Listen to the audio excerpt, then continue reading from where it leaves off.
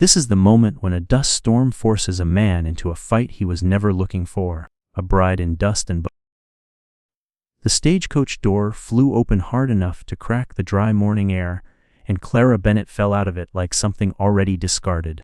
She hit the dirt on her knees first, then her hands, the dust of Amarillo's Main Street rushing up to meet her. Someone gasped.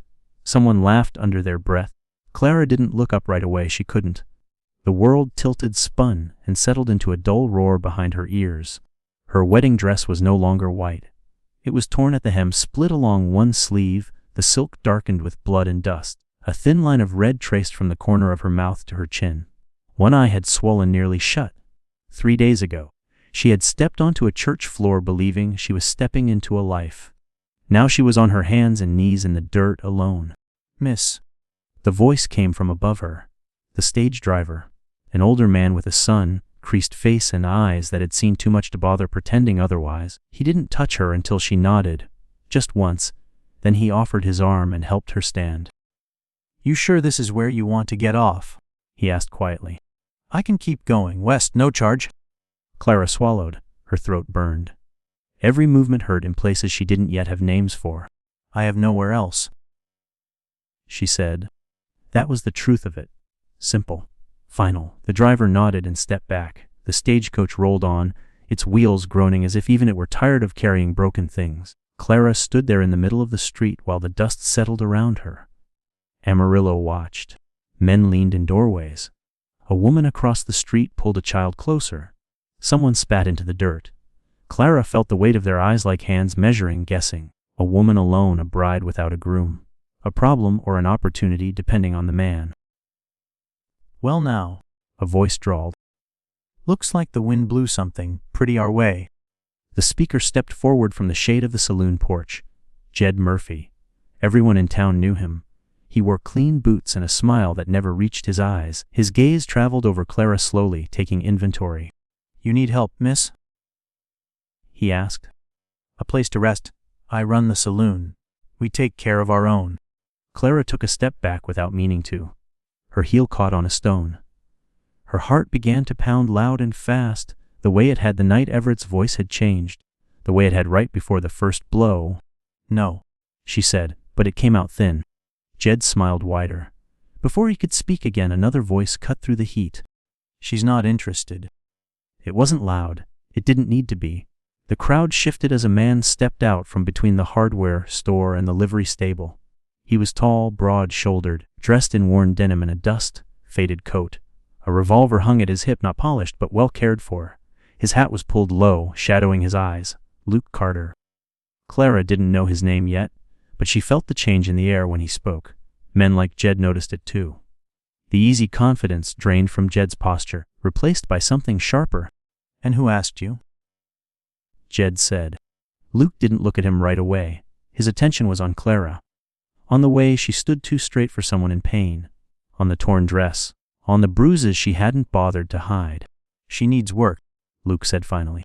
"I've got some," Jed laughed. "You collecting strays now, Carter?" Luke met his gaze then. His eyes were gray, steady, unreadable. "She's coming with me." Silence stretched tight as wire. Clara realized, distantly, that no one had asked her what she wanted. That was familiar. She found her voice anyway. "I'll work," she said. "If it's honest." Luke nodded once as if that settled it. Jed's smile turned ugly. "You're making a mistake, girl." Clara looked at Luke's hands, scarred, steady, not reaching for her. "I've made worse," she said, surprising herself. Jed snorted and stepped back. "Suit yourself. When he gets tired of playing savior, you know where to find me." Luke didn't move until Jed disappeared back into the saloon. Then he offered Clara his arm, not gripping, just there. "You can walk," he asked. She nodded, though her legs trembled. He adjusted his pace to match hers as they crossed the street toward a wagon hitched near the general store. A dark-haired man stood nearby, tightening a strap on a saddle. He glanced up, eyes flicking from Clara's dress to her face, then away again. Something quiet and assessing in his expression. "That's Noah," said. "Helps out on the ranch." Delgado tipped his hat once. "Mom." His voice held no curiosity, no judgment, just acknowledgement. Inside the store, the cool shade felt like mercy. Mabel Lee appeared from behind the counter, took one look at Clara and ushered her into the back without a word. Clean clothes, water, a chair. Lord have mercy, Mabel murmured as she dabbed at Clara's split lip. what kind of man? Not worth the breath, Luke said from the doorway. She's working for me. Put it on my account. Clara wanted to argue. Pride stirred weak but present. Mabel silenced it with a look that brooked no nonsense. You rest, she said. The world can wait 10 minutes. When Clara emerged, changed into a plain blue dress that didn't hurt to wear, Luke was loading supplies. He glanced at her, nodded approval, and climbed into the wagon. The ride out of town passed in silence. Amarillo fell away behind them, the buildings thinning until there was only land, wide, empty, honest in its harshness. After a while, My place isn't fancy, he said. Room, board, $2 a week. You'll have your own space. Door that locks, door that opens out. Clara closed her eyes briefly. A door that opened out. That's enough, she said. They reached the ranch as the sun dipped low, painting the land in gold and rust. The house stood solid against the sky. A dog barked once, then settled. Luke showed her the room, small, 2 doors. This is yours, he said. Supper's at sundown. You rest. He turned to leave. Mr. Card. Thank you. He nodded, already stepping away. That night Clara sat on the edge of the bed listening to the quiet. For the first time in days, no shouting, no footsteps outside her door. She locked it anyway, not out of fear, out of habit. The morning came slow, pale light creeping through the dusty window like it wasn't sure it was welcome. Clara lay still for a long time, listening. No voices, no boots on the floorboards, no door handle turning. She exhaled long and low and sat up. Every part of her ached. Her ribs pulled sharp with every breath, and her lip had cracked open again in the night. But she was breathing, and she was alone. She dressed slowly in the cotton dress Mabel had pressed into her hands the day before. It was plain, loose at the waist but clean. The kind of dress a working woman wore. She liked that. In the kitchen, the fire had already been lit. A black kettle sat on the stove, steam whispering from its spout. A tin cup rested beside it. No sugar, no note. Just readiness. Clara poured herself some coffee. It was bitter and strong enough to scrape the back of her throat. She liked that too. The house was quiet, worn, and mail in every corner, heavy furniture, dull linens, boots by the door. It hadn't been cleaned in weeks, maybe months. Dust coated everything. A fine layer of neglect hung in the air. Clara didn't ask permission. She started with the dishes. Her fingers moved slowly, her body protesting the motion, but the rhythm helped. Water, scrub, stack. She swept the floor next, stirring up years of forgotten crumbs and dry dirt. By mid-morning, the kitchen had started to shift, not into something pretty, but into something alive again. She found a little room behind the pantry with a wash tub and a shelf of forgotten supplies.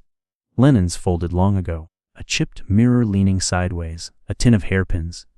Everything a woman had once touched and then stopped.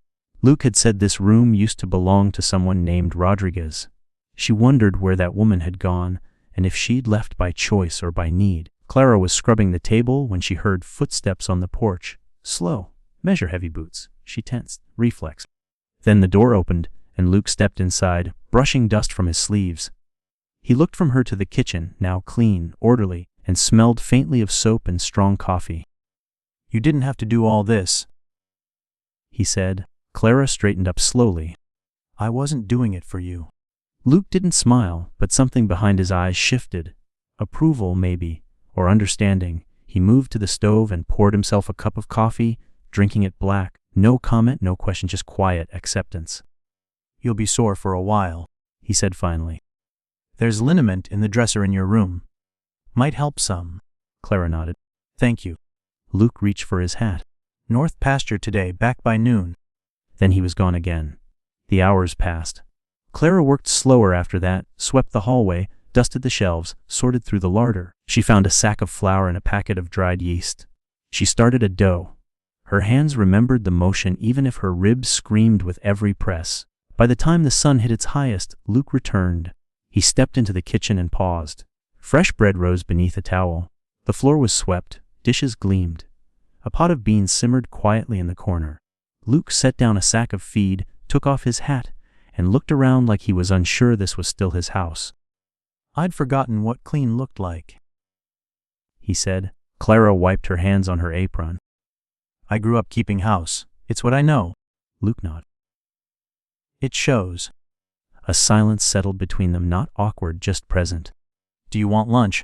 She asked. He looked genuinely surprised. You made lunch. Bread and beans. It's not a feast. It's more than I've had in a while. They ate at the small table, facing each other but not quite looking. Clara kept her back straight, her hands close to her lap. Luke ate quietly, chewing each bite like it might disappear if he wasn't careful. Halfway through the meal, Clara asked, Who's Noah? Luke looked up. Delgado, hired hand. Been with me a few seasons. Good with horses. Keeps to himself. He said Mom, like it wasn't habit. Luke shrugged. Noah watches, listens, doesn't talk much unless it matters. Clara nodded slowly. I like that. Luke didn't answer, but she thought she caught the faintest flicker of something across his face, not jealousy, not pride, maybe relief. When lunch ended, Luke stood and collected his plate.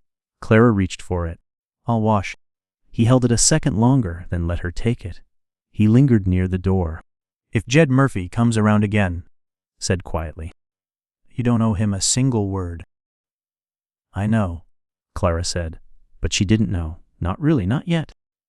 I've seen what happens to women left with no choices, added. It won't happen here. She looked up at him then, really looked. He wasn't handsome in the magazine sort of way. His face was hard, angled, but his eyes were steady.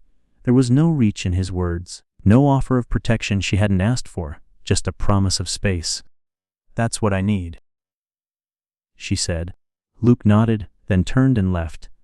That night, Clara took the liniment from the dresser and dabbed it onto the worst of the bruises. Her reflection stared back at her from the warped glass, a swollen cheek, a lip scabbed over, eyes ringed with exhaustion. But beneath it all, a flicker of something. Not fire, not yet, but maybe a spark. She lay in bed with the covers drawn tight around her. The house creaked in the wind. Outside, the desert whispered its dry, ancient breath across the plains. From her window, she saw a single light still burning in the barn. Luke was out there, and somewhere, not far beyond that light, was a man named Jed Murphy who didn't like being told no. She didn't know what tomorrow would bring. Didn't know what this strange arrangement with Luke would become. All she knew was this: the door had a lock, and it opened out. Clara locked her door that night, but for the first time in weeks, not out of fear, out of habit.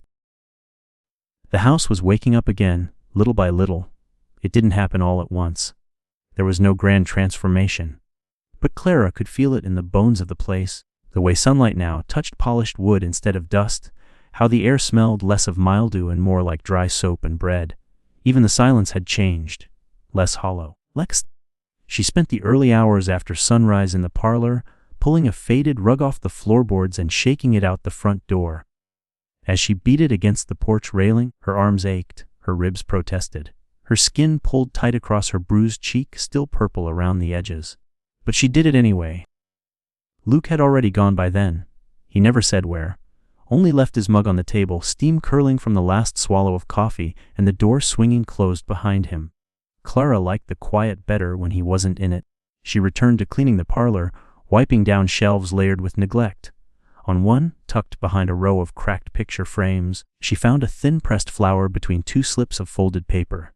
The stem was brittle, the petals sun-faded blue. She unfolded one slip. A name in looping, careful handwriting. Clara froze. That was his wife, she realized, the one who had died. The one nobody in town seemed eager to talk about, but whose shadow still moved through this house like wind under a closed door. On impulse, Clara turned the second page over. There was a line from a hymn written in the same hand. He gives strength to the weary and increases the power of the weak. Isaiah. She didn't know why, but her throat closed a little. She folded both papers back, slower this time, and tucked them where they'd been. Not hidden, not forgotten, just returned. By midday she moved to the shelves in the back hall, a storage space lined with old housewares, jars, rusted tools. She wasn't looking for anything in particular. She just needed to move. That's when she found the trunk. Small, locked, and tucked behind a stack of horse blankets. It wasn't labeled. The kind of trunk someone didn't want seen but couldn't quite bring themselves to throw away. She hesitated. But she was here now, cleaning Claiming space in a house that wasn't hers, she opened it. Inside were linens, some yellowed, some folded with care. A scarf, a bonnet with a blue ribbon frayed at the edges, and at the very bottom, wrapped in cotton, a small, leather-bound book. Worn, but not damaged, its cover simply read E. Carter. Clara's fingers closed around it like it was something living. She didn't read it then. She didn't have to. Not yet. Instead, she set it on her nightstand, beside the liniment and the folded dress Mabel had given her. She looked at it the way someone looks at a closed door they're not ready to open. Later, that evening, when Luke returned, she asked, "What happened to her?" He paused at the doorway, boots heavy with mud. "To Emily." He looked at her, unreadable for a moment. Then he walked in, set his hat on the hook, and said, "You want the clean version, or the truth? I've had enough lies to last a lifetime." Luke sat down at the table. Didn't touch the plate she'd laid out for him yet. "She was kind, too kind," he said. "Came from Louisiana. Her daddy died young, and her mother ran a boarding house. We met when I was working cattle along the Sabine River. Married her fast. Thought that'd keep her safe." He shook his head slow. "But you can't marry someone out of danger. Not when danger comes with a smile and a badge." Clara felt her heart drop into her stomach. "Who?" she asked. "Man named Carlton Hayes." Luke. "Owned half the freight contracts running through Amarillo. Had a seat on the county board. And a habit of thinking he could take what he wanted." Clara's hands curled around the edge of the table. "He came by when I was gone. Just a visit," he said. "Emily didn't tell me for 2 days. Said it was her fault. That's how they get you, making you think it's shame when it's actually their crime." Clara said nothing. She knew those words too well, had felt them under her own skin. "I tried to go after him. Law laughed in my face. The sheriff called him a respected citizen. I was warned, one more move, and I'd be in a cell." "What happened next?" she whispered. "She hung herself, in the barn. I found her." Luke's voice didn't shake. It was flat, hollow. "I told myself I could have stopped it. That if I'd seen sooner, acted faster, but truth is, I didn't want to see. I thought I was protecting her by keeping peace. Turns out, silence can kill too." Clara didn't know when her fingers had started shaking. She folded them in her lap, out of sight. She didn't want to ask the next question, but it came out anyway. "Is that why people say you killed him?" Luke looked at her, dead on. "I wanted to. God knows I did. But no, someone else got to him first. Shot him twice in the chest in his own yard a month after Emily died." "You don't know who?" "No, and I didn't ask. I figured the Lord handles debts however he sees fit." They sat in silence for a long time. The air felt heavier than the desert heat outside. Finally Luke stood, picked up his plate. "I'm not a good man, Clara. I don't pretend to be. But I keep my word. I believe you." She didn't say it because she trusted him entirely. Not yet. But because something in her chest had cracked open while he spoke. Grief recognizes its own. Luke paused at the door again. "If you find anything of hers," he said, "you can keep it, or burn it. I don't need reminders." He left the house before she could respond. Later that night, Clara sat on the edge of her bed with Emily's journal in her lap. She opened it. The first entry read, "This place is too dry for growing things, but I try anyway.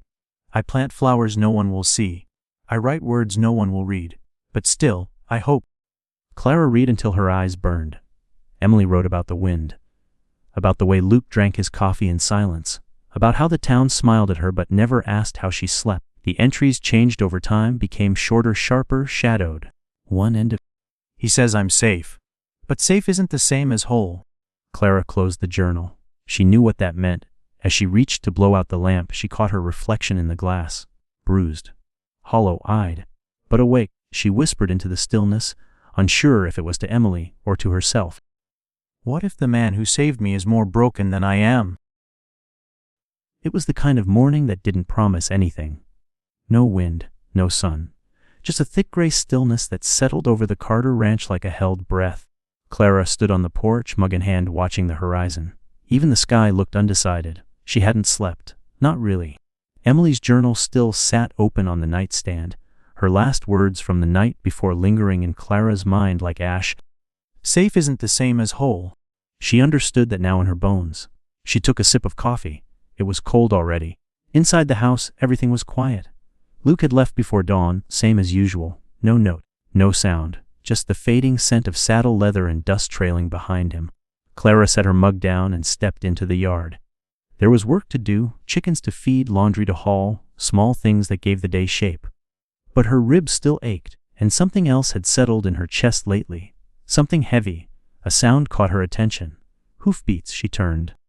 Jed Murphy was riding up the trail like he belonged there, his horse trotting too close to the house for it to be neighborly. He wore that same smirk, the one that said he enjoyed watching people squirm. Clara stepped off the porch before he could dismount. "You're on private land," she said, squinting against the light. Jed pulled the reins and tilted his head. "You learned to talk like that in Boston. I learned it from men like you." He chuckled, slow and oily. "I came to see if you'd change your mind about that job. I haven't. S'mon now," he said, sliding off the horse. "A pretty girl like you don't belong cooped up in this dusty old house. You're meant to be seen, Clara. Meant to be held." She stepped back.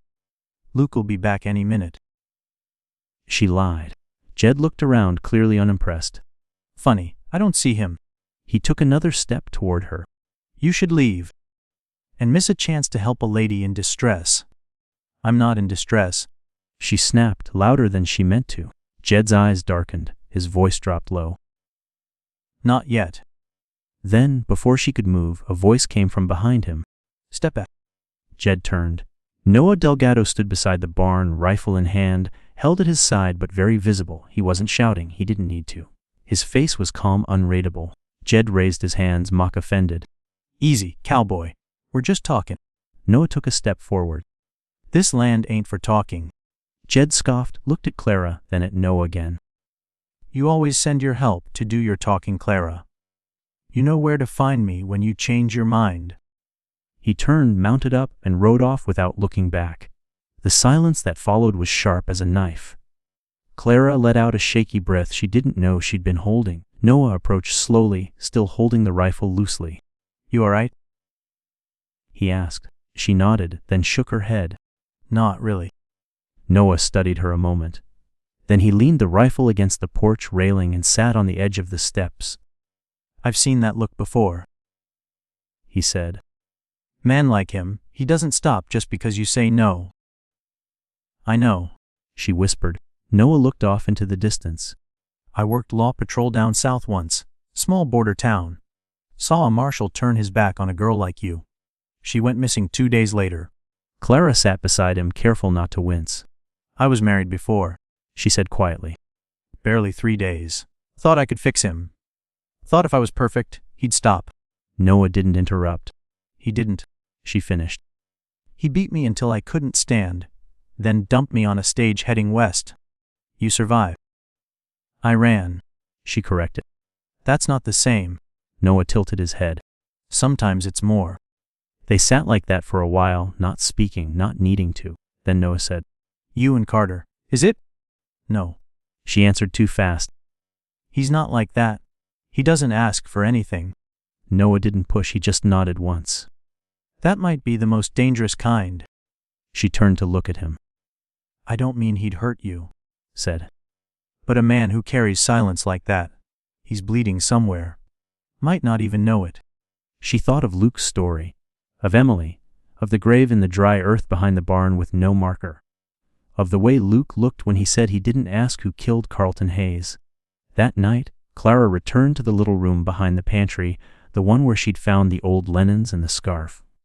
She lit a lamp and sat on the floor, Emily's journal in her lap again. One passage caught her eye. "Sometimes I dream I'm floating above the house. I can see him sitting at the table, hands wrapped around a cup, eyes looking at nothing. I want to scream, 'I'm still here. Don't forget me.' But I wake up before he hears me." Clara closed the journal and pressed it to her chest. She hadn't prayed in years, but she whispered something like one into the quiet. Then she reached under the bed and pulled out the letter she'd found days ago, the one folded between the pages of the hymn book. It wasn't addressed. Just one line stood out. "He tried to help me, but I was already lost." She read that line over and over again. It echoed. The next morning she found Luke at the fence line, repairing a gate. He looked up as she approached, hammer in hand. "We need to talk," she said. He set the hammer down, leaned on the fence, and waited. "Jed came by yesterday. Said I'd regret staying here. Noah ran him off." Luke's jaw tensed. "I'll handle him." Clara shook her head. "I didn't tell you because I needed you to fix it. I told you because I need to know who you really are." "I told you who I was," Luke said. "You told me what happened to Emily, not who it made you." Silence. Finally, he said. "I thought saving her would be enough. That being strong meant being still. But I stood still too long." Clara nodded, swallowing hard. "Don't do that with me," she said. His eyes met hers. "Then don't let me." They stood there, not quite together, not apart. The sky overhead began to shift, a storm building far off. Later that night, Clara sat at the kitchen table, pen in hand, blank paper in front of her. She began to write, not to Everett, not to her family, not to Emily, to herself. The first line, "You should know." Luke says, his voice low. "They're coming to ask if I killed Hayes." It started with the dust. A thin veil of it trailing behind a rider coming up the trail, sun flashing against the silver of a badge. Clara saw him first from the kitchen window, wiping her hands on a dishcloth as the figure approached, calm, unhurried, official. Luke didn't speak when she told him. He just set his coffee down and walked to the porch, standing there like the past had finally arrived, boots planted firm in the dirt. The man dismounted with the lazy precision of someone used to being listened to. He wore a clean coat, tan like desert clay, and a star pinned to his chest, U.S. Marshal. He had a trimmed mustache and eyes that looked like they'd seen war, love, and what came after both. "Luke Carter?" he asked, removing his hat. "I am." The marshal nodded. "Marshal Henry Tate. I'm here following up on the murder of Carlton Hayes. Mind if we talk?" Luke motioned toward the porch chairs. "We'll talk out here." Tate settled in like he had all day. Clara stood behind the screen door, half hidden, half unable to look away. "You were acquainted with the victim?" Tate? Luke's face didn't change. "He was the man who attacked my wife." "That's what your neighbors say. That you made threats after her death." "I did." "Do you own a Colt Peacemaker?" "Most men around here do." "You ever fired on the night of August 17th? "No." Tate nodded slowly, as if ticking off a list. "You were seen at Murphy's saloon that night. Pretty deep in the bottle." Luke tilted his head. "I was." "You went home after?" "No. No. I stayed in the alley. Sat there till the bottle ran out." Tate scratched at his chin, looking amused. "Convenient, no witnesses. I wasn't hiding. I just didn't want to be seen." Clara stepped outside then, drawn by something in Luke's voice, not fear but acceptance. She held her arms close to her ribs, still aching in their own private ways. "Marshal," she said. "May I speak?" Tate looked up. "You're Miss Bennett." She nodded. "I heard about you. Sorry for what happened in Kansas." She stiffened. "I wasn't asking for sympathy." Tate gave a half smile. "Wasn't offering any. Go ahead. I've been living here a little while now. Luke's never raised his voice to me. Never touched me in anger. I don't think he's the kind of man who murders out of vengeance." Tate considered her, then glanced at Luke. "You a couple?" "No." They both said at once. "Interesting," Tate muttered. "Miss Bennett, would you mind if I looked around the house?" Clara. "What for?" "Hayes was shot with a civilian model Colt, point blank. We're checking local weapons, journals, letters, anything that says somebody wanted him dead bad enough to do something about it." Luke didn't answer. He just stood, opened the screen door, and motioned for Tate to enter. Clara stayed close as the marshal walked through the kitchen, eyes grazing the clean counters, the mended curtains. He picked up Emily's journal from the table. "This hers?" Luke gave a tight nod. Tate flipped through the pages. His face stayed unreadable. "She wrote about Hayes. Said she felt followed. Afraid." "She was." "She ever write about wanting him dead?" "No," said. "She wasn't vengeful. She just wanted peace." Tate closed the journal and set it down gently. In the parlor, he paused beside the locket Clara had found and left on the mantel, Emily's, polished now, laid beside a sprig of dried flowers. Then he moved into the hallway, into the small pantry room. Clara followed, heart thudding. He glanced at the trunks, the linens, the folded scarf. Then, from behind one stack, he pulled out a wooden box she hadn't touched. Inside 3 boxes of ammunition, a rusted knife and a holster empty. No revolver? He asked. Luke was already at the doorway. I sold it after Emily died. To who? Trapper up near Cimarron Creek. Name's Holt. Hasn't been back in town since. Tate wrote it down. Back in the kitchen, he adjusted his coat and tipped his hat. Thank you for your time. Luke nodded. You'll be back. Probably. Then he was gone, as calm as he'd come. When the dust had settled again, Clara sat down at the table, staring at the journal Tate had touched. Her hands shook. He looked at me like I was part of this, she said. Luke sat across from her. You are. She searched his face for blame, found none. I didn't do anything, she whispered. You survived, Luke said. They'll always want that explained. Later, when the sun was dipping low, Clara found Noah feeding the horses. He didn't look up as she approached. You saw it too, didn't you? She asked. Marshall Tate? Yeah, from the barn. No, I mean Hayes. That night. Noah finally turned. His expression was unreadable, but his voice was low, steady. Heard the shots from behind the church. I was drunk. I crawled behind a barrel, saw a shadow run off. You saw Luke. I saw Boots, that's all. But you were there. Noah gave a slow. So was half the town. But only some of us remember it. She stepped closer. He didn't do it, did he? Noah looked her dead in the eye. No, he didn't. Then why haven't you said anything? Because I don't owe the law the truth. Not when it won't help anybody. Clara swallowed. You could clear him. Noah tilted his head. And hang someone else instead. She didn't have an answer. That night, she opened Emily's journal again. Found the last full entry. There's more than one way to disappear.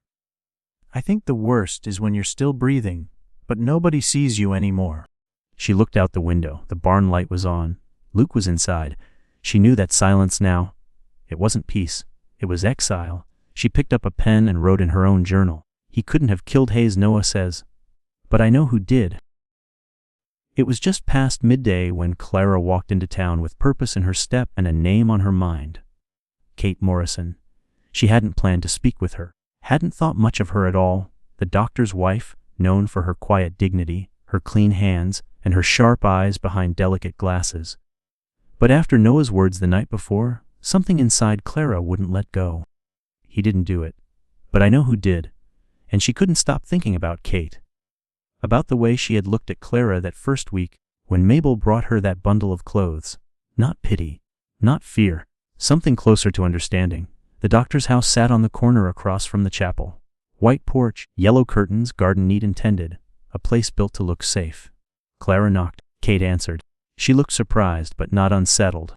Miss Bennett, everything all right? Clara nodded, then lied. I need some salve for a burn. Kate stepped back. Come in, it's in the cabinet. Inside, the house was clean but lived in. Smelled faintly of lavender and something medicinal. A teacup sat unfinished on a table beside a chair where a book lay open, face down. Clara followed her into the small back room, lined with jars and glass bottles. Kate moved with ease, pulling down a small tin and setting it gently in Clara's hand. You're not burned, Kate said. Clara didn't flinch. No. They stood in silence. Finally, Kate spoke again, this time without turning. You came for something else. Clara's voice was steady. I need to know what happened the night Carlton Hayes died. Kate turned then, and for a long moment neither of them said anything. Then she nodded, slow and tired, and motioned toward the kitchen. Clara followed. Kate poured tea, not out of politeness, but as if she needed something to do with her hands. They sat across from each other at a small, scarred table. No performance, no soft music of denial, just 2 women staring at the same weight. I don't tell this to be forgiven, Kate said finally. I don't believe in that kind of thing. Clara did once. I killed him. Clara didn't breathe. I waited until after sunset. Kate continued, her voice low and flat. I wore black, tied my hair up. I knew his routine. He walked home late, always alone. I shot him in his yard. 2 bullets to the chest. Why? Kate looked her square in the face. Because I saw what he did to Emily. I was the one who treated her after the first time he cornered her. She begged me not to tell Luke. I didn't. I should have. Maybe she wouldn't have, you know. Clara's hands tightened around her cup. Kate went on. I couldn't watch it happen again. Not to anyone. And I knew if Luke ever got the chance, he'd kill Hayes. Then he'd hang for it. And the town would say Hayes was the victim. So you protected him. I kept Luke drunk that whole week. Kate? Every time he started to sober up, I made sure Mabel invited him for dinner or the preacher stopped by with whiskey. I gave him medicine, told him it would help him sleep. It didn't. But it slowed him down. Clara swallowed. Why are you telling me this? Because you're not just passing through, Kate said. I've seen the way you look at him. And I know what it feels like to carry the truth alone. Clara's heart was thudding. Marshall Tate is looking for someone to blame, she whispered. I know, Kate said. That's why I need you to decide. Me. I'll confess if I must. But if you think silence does more good, then let it be. Clara stared at her, every breath shallow. Do you regret it? Kate didn't answer right away. I regret that it had to be done, she said. But not that I did it. 'Cause that evening, Clara walked back to the ranch in silence, the tin of unused salve still in her hand. Luke was out by the barn again, sharpening tools. The sun was dipping behind the hills, casting long blue shadows across the yard. He looked up as she approached, said nothing. She stopped a few feet from him. I know who killed Hayes. He met her eyes steady, waiting. I'm not going to tell you, she said. But I know now, and I believe it was justice. He nodded once. That's enough for me. They stood in that quiet for a long time. Then Luke said, when the law comes again, they might ask questions you don't want to answer. I'll handle it. You don't owe me that. I'm not doing it for you, she said. I'm doing it because I finally get to choose who I become. He didn't smile, but something in his posture eased. That night, Clara sat at her desk with a new journal page before her. She stared at the blank space for a while, then began to write. Sometimes justice doesn't ride in on a badge. Sometimes it comes dressed in grief, holding steady hands. She folded the page and tucked it behind Emily's last letter. Then she crossed out the word victim from the title of her journal and wrote a new one, Clara Marie Bennett Spring Ledger. She reached for her lamp, fingers grazing the glass. Outside, the wind picked up slightly, rattling the old window panes. In the kitchen, her bread had finished rising, and in the silence that followed she could finally hear something she hadn't before: her own breath. Calm, unafraid. Clara rips victim off her journal's cover and writes, I get to decide who I am now. The storm rolled in fast. 1 minute, the air was still and dry, the horizon flat and yawning beneath a yellow sky. The next, the clouds surged up like bruises across the sky, and the wind came howling through the low brush, slapping dust against the porch windows. Clara stood at the kitchen sink, hands in water, watching it build. She should have closed the barn shutters earlier, but Luke had been gone since sunrise, riding fence lines in the north pasture, and she hadn't wanted to interfere. Not yet. She dried her hands, tied her hair back, and grabbed her shawl. The wind caught the front door when she opened it, yanking it wide as if to warn her, or dare her. She stepped out anyway. Halfway to the barn, the sky cracked open. Rain came down sudden and hard, cold and slantwise. She ducked under the overhang and pushed the heavy door open. Inside, the scent of hay and leather and earth wrapped around her like a memory. Noah looked up from where he was saddling one of the horses. He wasn't surprised to see her. You're soaked, he said. I'm aware, she said, pushing damp hair from her face. You seen Luke? He nodded toward the rear stalls. He came in just before it hit. Horse threw a shoe. Got caught out. Clara made her way down the narrow corridor, boots squelching with every step. She found Luke crouched beside a chestnut mare, hands on her foreleg, inspecting the damage. He glanced up. That was smart, he said, nodding toward the storm. Waiting until the worst of it hit before coming out. You didn't leave instructions. I don't remember asking for obedience. She folded her arms, damp shawl clinging to her skin. You remember how to accept help. Luke stood, brushing his hands on his jeans. His hair was wet, plastered against his forehead. A slow drop of blood ran down his arm where the mare had kicked back. "You're bleeding," she said. He looked at it like it hadn't registered. "It's nothing." She stepped forward, reached gently for his forearm. "Let me be the judge of that." He let her. They sat in the tack room while the rain battered the roof, her fingers working carefully over the scrape, cleaning it with the last of a worn cloth. Luke winced but didn't pull away. "You're still not sleeping," she said. He didn't answer. "I hear you pacing some nights." Luke looked past her toward the barn doors. "It's quieter when I'm moving." He met her. "You ever have a moment where everything felt steady, but instead of comfort, it scared the hell out of you?" "Yes," she said. "That's how I know something's starting to change." They sat in silence after that, the rain easing into a dull rhythm. "I read the last of Emily's journal," Clara said softly. Luke stiffened. "She loved you," Clara went on. "but she was already unraveling before Hayes. She wrote about being too much and not enough in the same breath. About disappearing piece by piece." Luke looked down at his hands. "She wasn't your failure," Clara said. "She was carrying something no one could fix." He took a long breath. "That's not what the town says." "To hell with the town." That drew the hint of a smile, small, honest. She rested her hand on his knee, just for a moment, just to remind him she was real, here, not a ghost of a past he couldn't bury. He surprised her when he covered her hand with his own. "I thought loving someone meant holding them up," he said. "But maybe it just means standing still while they find their way back to you." Clara blinked, emotion catching sharp in her throat. "Then let me stand, Luke," she whispered. "Don't shut me out of a home I helped put back together." Lightning flashed behind the windows, followed by the low rumble of thunder. She leaned into him then, not for rescue, not for warmth, but because she wanted to. He let her. They sat like that, two people who had stopped pretending they weren't afraid, who understood that safety wasn't the same as stillness. That healing wasn't a single moment, it was a series of choices outside. The storm passed. Later, back in the house, Clara changed into dry clothes and moved through the kitchen with quiet purpose.